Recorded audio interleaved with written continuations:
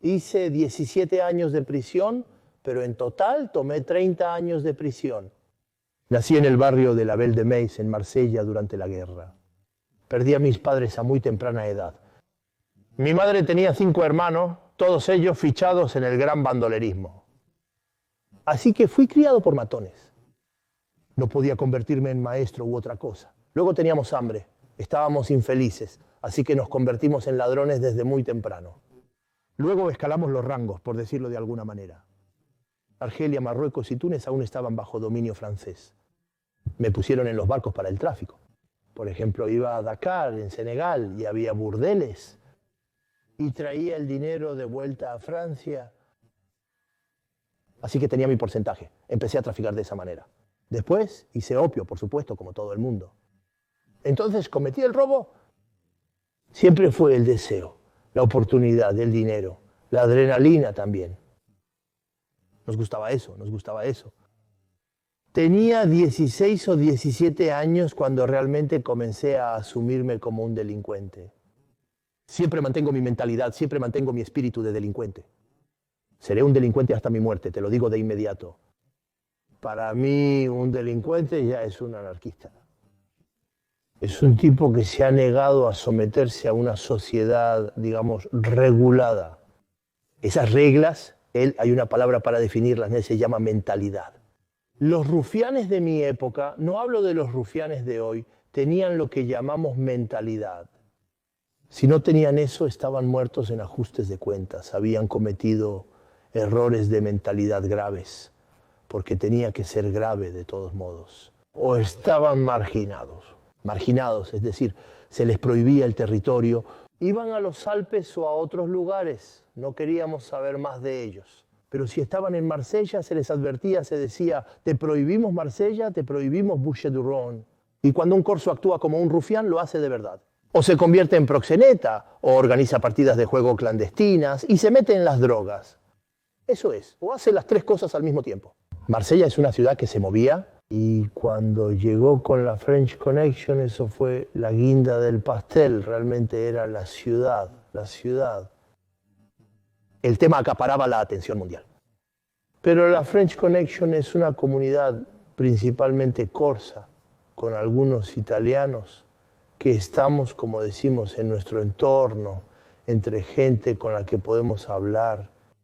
Por ejemplo, te encuentras con el belga, o Tani, o Zampa, o te encuentras con un viejo de la French, hola. Estamos entre gente con la que podemos hablar. Hubo un suministro enorme, nunca igualado en Turquía, que centralizaba toda la morfina base. De otros países, Siria, Líbano, Irán, Afganistán, todo estaba centralizado en Turquía. Por lo tanto, esta mercancía se transformaba en heroína. Era heroína después. Estaban los químicos. Los químicos es algo maravilloso para el tráfico. Era la piedra angular de la French Connection, del tráfico. Y luego había los compradores estadounidenses que vinieron a solicitar a los franceses en los años 60. Y ahí había un coeficiente 14 o 15 veces más caro. Entonces hubo una alineación de 3 planetas. Y ahí la French Connection prosperó.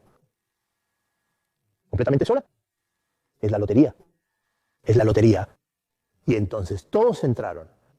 Entré a la French Connection yendo a buscar morfina base y tuve que traer quizás 5 o 6 toneladas. Allí fui valorado por los veteranos de la French Connection, porque he estado 23 veces en Turquía. Mi área me era negociar con el turco, el precio, la calidad, el tiempo. Tenían que entregármelo tal día para que yo pudiera entregarlo tal día. Todos eran traficantes, ya sabemos cómo es. Pero también estaba el pasaje. El pasaje era de Estambul a Marsella, entonces calculaba cómo podía lograrlo. O los coches. En Turquía existía una sola marca de automóviles. Era el Anadol. Incluso tuve senadores turcos, 2, que me llevaron mercancía en los Anadoles. También tuve a Turquía en 2 barcos, ¿no? Como los cruceros Costa de hoy, todo eso, con el truco de la época. Uno se llamaba el lago de Niza, el otro la cara de Niza. Así que tenía al comandante del barco que me llevaba la mercancía hasta Nápoles. Porque hacía muchos puertos en el Mediterráneo, también hacía Marsella, pero hacían rutas hacia Nápoles, Marsella, El Pireo, Atenas y Barcelona, pero para mí Nápoles era mi jardín.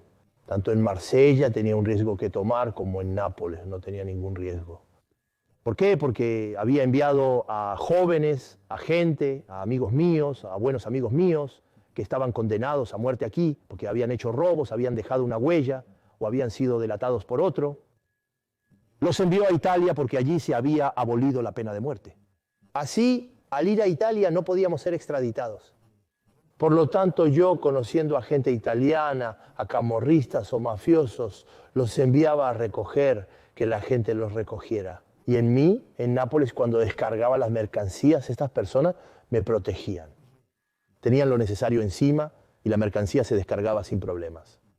Después subía al norte de Italia, la arreglaba y después tenía una pareja amable, que necesitaba dinero para instalarse, recién casados, con una matrícula, ya sea suiza o monegasca.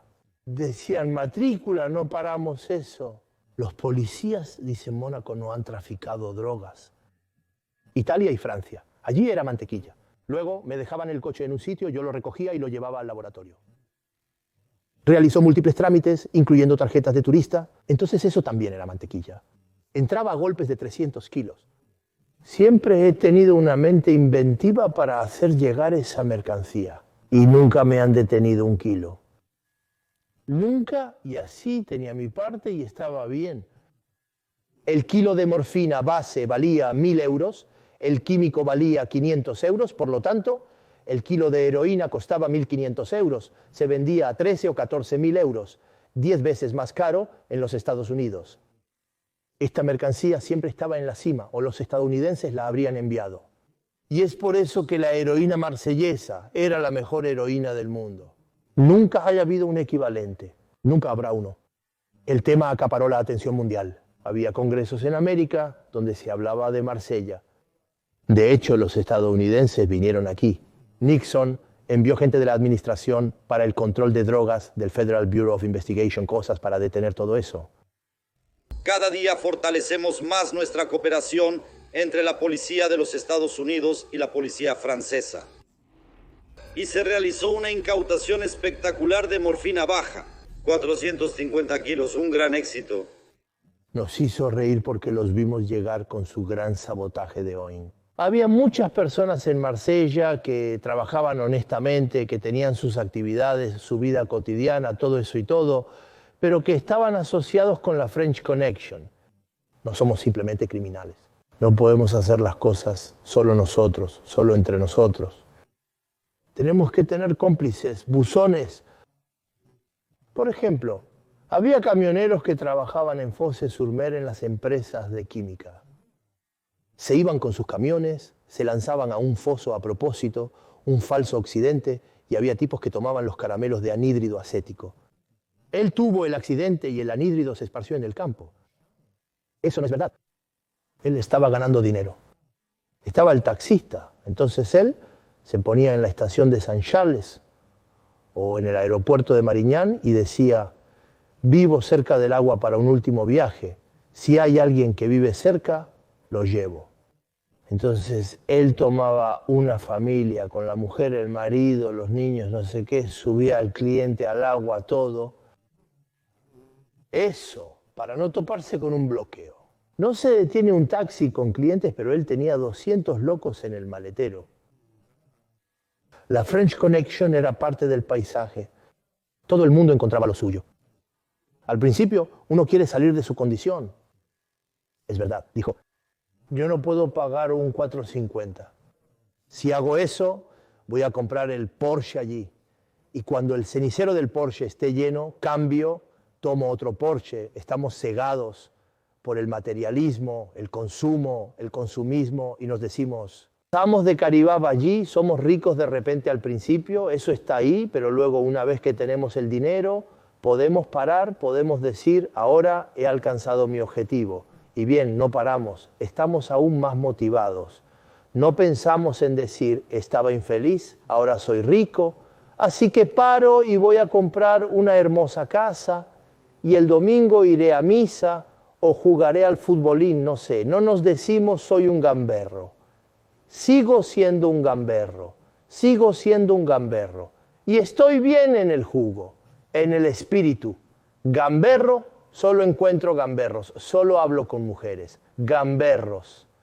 Hombres gamberros es una secta.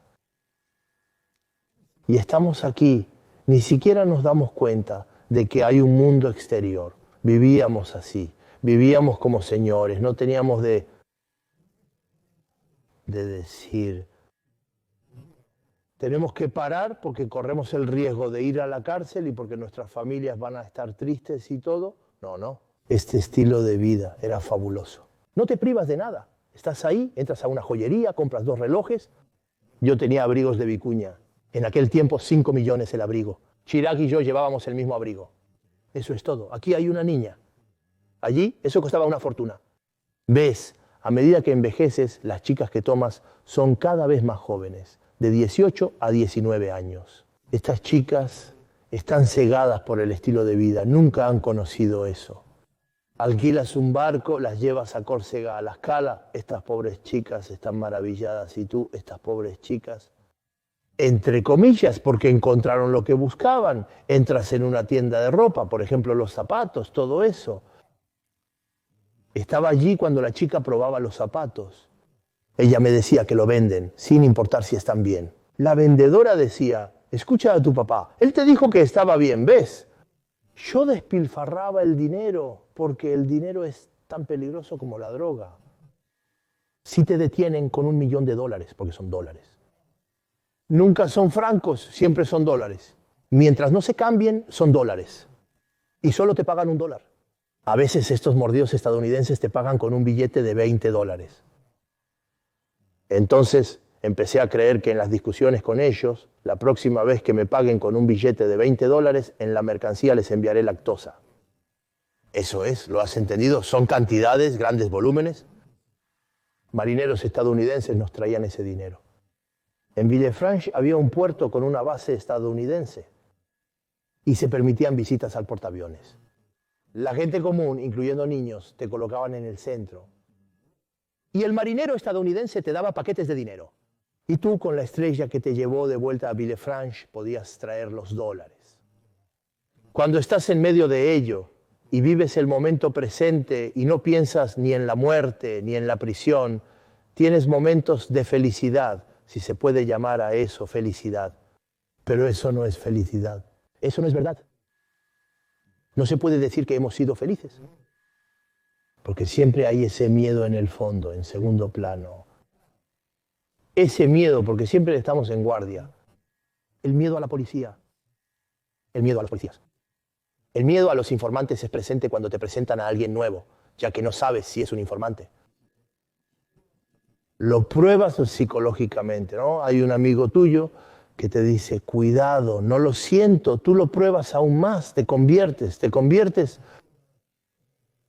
Un inquisidor, alguien que vive con presión, teníamos dinero, pero es pesado. Lo tirábamos.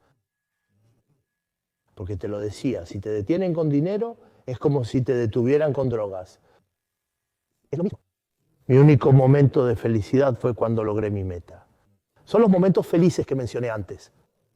Había logrado lo que me había propuesto, por lo que tenía ese momento de felicidad, pero no era por el dinero. Fue haber eludido, saltado, superado todas las dificultades. Y me encontraba con ese dinero, con mis amigos y con la seguridad. Se acabó. Ya no tenía la angustia de ser arrestado por la policía o de una casa de trampas de un delincuente rival. Y vives con esa angustia de ser arrestado. Y cuando te arrestan, piensas, al menos ya terminó. Voy a poder defenderme, voy a poder argumentar, voy a poder saber exactamente qué quieren de mí, voy a poder saber qué tienen contra mí. Sientes que hay demasiadas cosas en tu contra y no sabes por qué. Tanto te detienen por un robo de coche que hiciste hace 2 años. Me detuvieron el 28 de agosto. Estaba en las Islas del Levante, tenía una casa, vivíamos desnudos, completamente desnudos. Y entonces siento algo, pero está lloviendo a cántaros. Por lo tanto, no puedo subir al pueblo a buscar el periódico. Pero en el periódico ya habían detenido a todos. Había 30 personas en Sicilia y 30 en Francia. Yo, entonces, podría haberme salvado allí. Allí ya no me encuentran 2 días después. Días después, cuando ya no llueve, por la mañana, a las 6, levanto la cabeza y veo a unos tipos vestidos. Pensé que eran personas que venían a matarme. ¿Qué hago? Empiezo a correr colina arriba. Uno de ellos me apunta con su arma y me dice: Milú, no te muevas, es la policía. Estoy contento, soy inocente. Empiezas por ahí, no hice nada. Entonces, si es la policía, está bien. Y me hicieron vestirme, me quitaron el barco, el pájaro de las islas, me llevaron a la Bandú, allí eran 8 o 7 u 8, y me llevaron a la custodia policial. Pasé 4 días en custodia policial y me dijeron: te prohibimos hablar, solo te haremos una pregunta, nombre, apellido, edad, todo eso y todo, pero no hablas. Mantengo mi inocencia y no declararé. Me dijo exactamente eso, por eso te prohibimos hablar. Porque si te preguntamos, nos confundirás. Sabemos quién eres. Desde los 14 años te conocemos. Así que no hables, hablarás con el juez. Tuve que lidiar con este señor, el juez Michel. Le pregunté al juez qué hacía allí. Me respondió que no hiciera nada, que recibiría 15 años. Cuestioné por qué 15 años, qué significaba ese número y si él era quien me juzgaba. Le señalé que era juez de instrucción, no juez presidente de la sala. Cada vez que yo hablaba, él repetía 15 años. Fui sentenciado a 15 años por un tribunal. De hecho, nos hacen pasar por un tribunal correccional para condenarnos, aún sin pruebas. Si el pueblo francés nos condena y juzga a todo, seremos absueltos. Yo no hay ni un gramo, no hay nada. Yo hablo con el jurado. Créeme, después de 4 o 5 días hago llorar al jurado. A la mujer te lo digo, eso es todo. Mientras tanto, este tipo es asesinado. El edificio de Corbusier, en el 6º distrito de Marsella. Son las 13 horas. Abajo, el carril contrario del Boulevard Michelet. Un motociclista con casco blanco se detiene en un semáforo en rojo. Se le une otra moto en la que están sentados 2 jóvenes. Se escuchan 3 disparos. El juez de instrucción, Pierre Michel, es alcanzado por 3 balas de 11.43, 2 en la cabeza y 1 en el tórax. La muerte es... Se alega que yo pude haber abandonado el orden y asesinado a este individuo cuando no tengo nada que ver en el asunto. No me afectaba, no me importa él. Un juez no puede decirte: hola señor, te doy la alfombra roja, ¿quieres chocolate? No, es un juez, te insulta y todo, gracias. El juez Michel no lo condenó por el medio, era odiado por el medio, pero no se le había puesto un contrato, no estaba condenado. Podría haber terminado como fiscal en Marsella o París y luego se acabó. Hubo otros jueces de instrucción que eran 10 veces más duros que el juez Michel, que incluso eran de mala fe, que eran mentirosos, pero están vivos, murieron de su hermosa muerte. Yo puedo entender que hay gente que tiene una especie de fantasía porque no saben, no tienen los detalles, las conclusiones, no saben lo que vivimos, no saben lo que hacemos, no saben qué hemos hecho, solo veían la superficie, solo veían la actitud, pero no saben lo que hizo el grande D, no saben lo que yo hice, no saben lo que hizo Tani Zampa. Tani hizo cosas que no debía hacer. Pero Zampa era un tipo de origen italiano que estaba en un clan donde solo había italianos, franceses, que eran muy poderosos, pero tenía un problema psicológico este tipo. Se sentía incómodo consigo mismo. Cometió muchos errores. Pero él tenía esta especie de... Cuando no estaba en prisión, donde solo pasó 11 o 12 años en total, tenía la capacidad de hacer cosas afuera. Cuando estaba libre, era brillante. Tenías que verlo, era hermoso, se empapaba, se presentaba a artistas como Alain Delon, la gente, incluso los pequeños delincuentes, incluso los delincuentes que conocía, incluso mis amigos, aquí el grande, no les gusta allí, pero si rascas el barniz, te lo digo, 0. Era solo un desfile.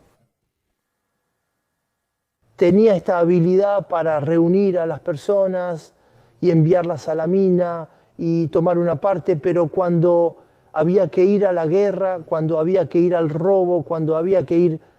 Conocía desde la infancia, era un proxeneta al principio, hacía de proxeneta. Lo encontraba a menudo, sabía que habíamos compartido dinero. Es decir, en una parte éramos 11 y él era él. Pero él sabía que no me gustaba, de hecho me lo dijo varias veces. Tú no me quieres, dije, yo no te odio. Había grandes diferencias. Se resolvió de la mejor manera.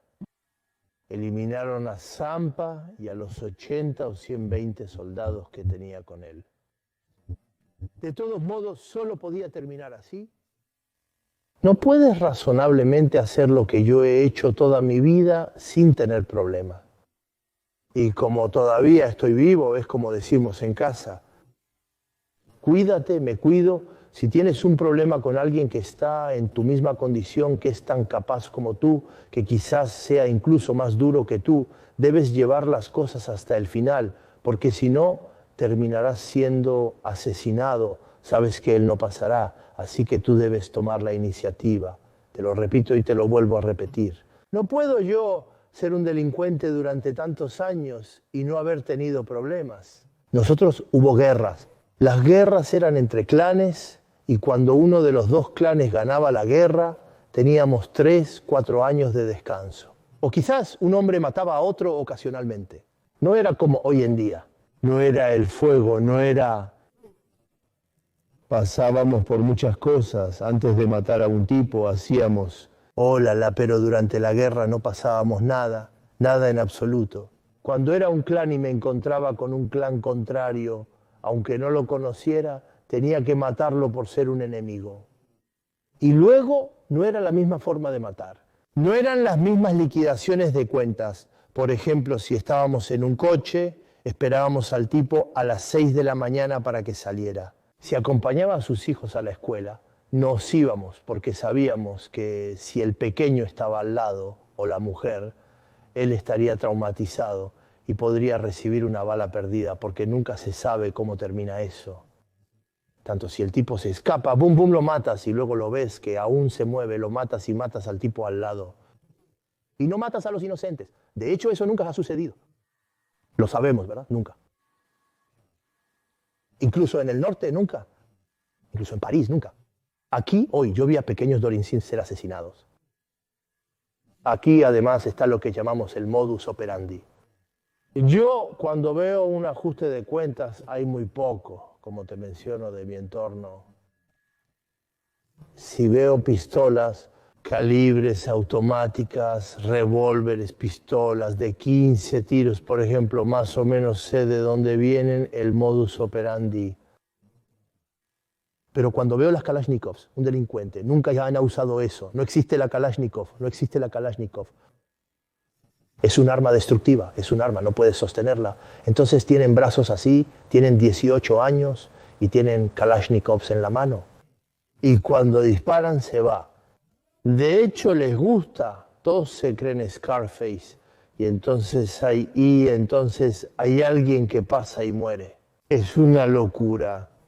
Yo digo que hoy en día los jóvenes que desafortunadamente no tienen suficiente perspectiva, inteligencia, análisis para ver las cosas como son, para tener al menos un gramo de equilibrio, para decir cuidado. Ahí no tienen desconfianza.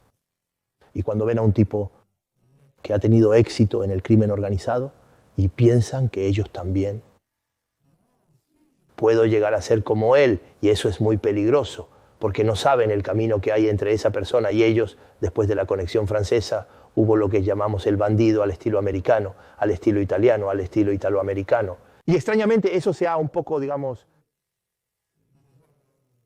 diluido en la medida en que hemos aceptado cosas que no habríamos aceptado en aquel tiempo. Hay que saber que en aquel tiempo será duro, duro, duro. Por ejemplo, el homosexual estaba prohibido hacer el vándalo.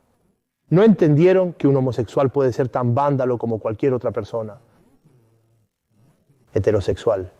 los verdaderos vándalos, los viejos vándalos, decían, sí, lo respetamos, sí, le decimos hola, pero él nunca será un vándalo. Nunca pondrá un pie en el bar que frecuento y curiosamente después los vándalos inteligentes dijeron, pero esto es ridículo. ¿Qué es esta cosa de campesino, de pastor, de retrógrado, de retrógrado? Y aceptaron, digamos, hablo homosexual, así que yo puedo hablar, por ejemplo, un estafador, un tipo que hacía cheques, no era un vándalo, un chulo, un proxeneta, no era un vándalo. Tomábamos el dinero de los chulos, nosotros hacíamos de chulos con los chulos. Pasamos del vándalo realmente, el tipo no se detenía ante nada. Y luego, poco a poco, aceptábamos la realidad. Llegaron los macos, estafadores y homosexuales. Y poco a poco se desintegra, se va. Y los jóvenes de hoy solo miran a esa gente. De hecho, mira el dinero. Si eres rico y has abandonado a tu madre, ellos dicen que tu madre ha muerto. Intrínsecamente, estas personas no son personas a quienes calificaría de rufianes. Ya no tienen moral, ya no tienen profesor, educador ni nada. Todos son enemigos, ya que el vacío es el enemigo.